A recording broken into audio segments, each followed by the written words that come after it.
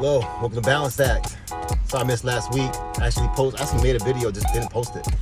I was visiting my son last week. And matter of fact, he's in town right now, so this might be a quickie because I'm excited to get back to him. So I was getting out the gym. Just want to wish you all a great weekend, a great week. I love you all. And I wanted to talk a little bit about something I just heard. I was on the treadmill and I was listening to Lawrence's podcast, excuse me. I wanted to say cosplay for some reason. His podcast, and he was interviewing Joe Dispenza, and Joe Dispenza said that we are in the age of information. So ignorance is a choice. That just hit me 100%, and I really think it's true. You could choose to be ignorant of what's going on around you, or you could choose to tap in, tune in, and turn on to the information that you need. So he was talking about brain function, and he was talking about how if we think about our past, we'll invoke the emotions of the past, and then thus for making our past our future. Now, I've been experiencing this pretty much my whole life, and he says most people do. Most people will spend most of their lives living in their past trauma. When we experience trauma, our body holds on to that trauma, and our body will then thus try to protect us from ever going through that trauma again. An extreme case of that would be PTSD. Oop, got to put up my window here. There was, my window was down. So there we go. All right, so as I was saying, post-trauma, past trauma rather, will be held onto our body. So we'll hold into our body. I was listening to Gabby Bernstein last night, and she was on her podcast talking to a bunch of women from England, from Britain. I guess she was doing a show in Britain. And every time a woman will get like upset or think about something from their past or think about something that's holding them back from what they want to really do with their lives, she asked them to feel that emotion and where it is in their body. So a lot of times our body will locate trauma somewhere within us. Oftentimes, especially with men, it's in our shoulders, it's in our back, within our neck. It could be in our lower back. It could be in a lot of different places, in our gut, in our stomach, our temples, our jaws. I hold in my jaw. I have TMJ. I grind my teeth at night. Sucks. So you really have to see where this trauma is located locally in your body. You can feel it and then acknowledge it. And one thing I've been working on for the last week is doing just that. I've been acknowledging how I feel in a moment, and I've been trying to find where that is in my body and feel it. And acknowledge how I feel in the moment, whether it's good or bad. So if I feel bad, I'll acknowledge I don't feel good right now, instead of trying to cover it over and think something else and think positive and don't worry about that. And all that actually is also covering over how you feel. And it's a defense mechanism to try to protect you from the trauma that you are feeling. So the best thing to do is to feel it, acknowledge it, live in it for a moment. And then if you want to get spiritual about it, you could thus then realize that since you feel bad about it, your inner being or your soul or the inside you doesn't agree with you in that moment. It says, okay. And this is next level right here. Care to believe.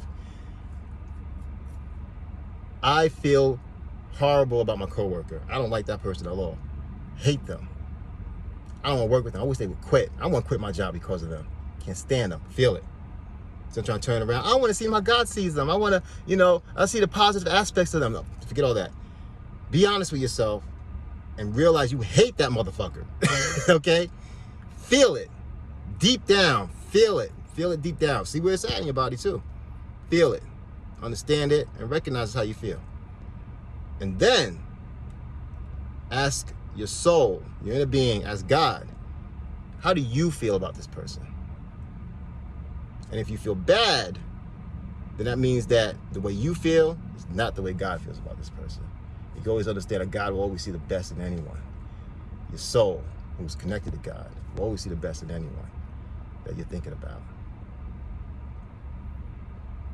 Now, on the practical side of things, Joe Dispenza is one of those great teachers who kind of take the metaphysical and mix it with the practical, kind of like a Jay Shetty. He really focuses in on science. He's a medical doctor himself. Recommend his book, You Are the Placebo. Dope book. So, on the more practical side of things, our brain waves will change depending on how we feel. And if we are remembering or reliving past events in our body, it will thus then change our brain waves, and then thus change the feelings within our body, because now our body thinks we're reliving that trauma.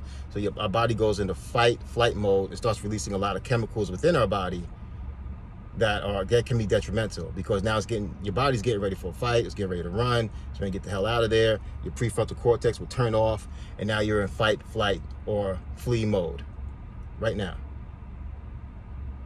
And you might live in that mode and not even realize, getting used to it. It just feels normal to you. You're always in a heightened state, and your brain is always in an aroused state. So what happens is that starts to change not only your brain function, but your brain itself. Your brain will start to adapt to this way of living and negative way of living.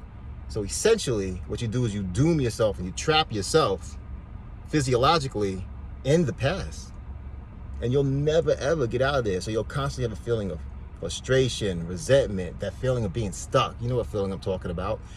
That all comes from your mind constantly telling the story of your past trauma and hurts. And then you will use that as your excuse as to why you're not where you're at. It's because of these outside forces, right? It's because of what your mom did to you. It's because of what your father did to you, what your brother, your sister did, what that teacher did, what that boss did that fired you from that job, the fact that you grew up broke, you grew up in a bad neighborhood, you're not born in America, whatever it is. And then you're constantly thus then looking for something outward to save you. And that will never ever come, because as far as you're concerned, you are living in that moment of negativity and trauma. So even if the most positive, most amazing, most brilliant thing comes to you, you won't even see it, because it doesn't exist as far as you're concerned. And that's the practical side of things. So you take the practical, mix it with the spiritual, find the balance between these two ideas. The balance of the left side of things, where you feel a certain way about something, be honest about it, and then understand that if you feel negative about it, your soul, God, or your inner being doesn't agree with you. And on the right side of things, as you keep telling the story of your past, you will change your brain chemistry, your brain function, and also the physiological shape of your brain, thus then affecting the chemicals are then thus being released into your body. I meant to say hormones, excuse me, I misspoke. The hormones thus then being released into your body, and therefore physiologically, you're in that past moment. As far as your mind, your body is concerned, you're right there. You're 12 years old again, being beaten or whatever happened to you. So now, what's the balanced path for you between those two lines? Is a way to the right, is a way to the left, somewhere in the middle? And can you take this challenge? Can you change the story? Can you change the story from your past to change it to the story of your future? Because we create our reality, no matter who the hell you are, what your belief is. Okay, guys, that's it for this week. I love y'all. I'll see y'all next week. Find that balanced path between the metaphysical and practical.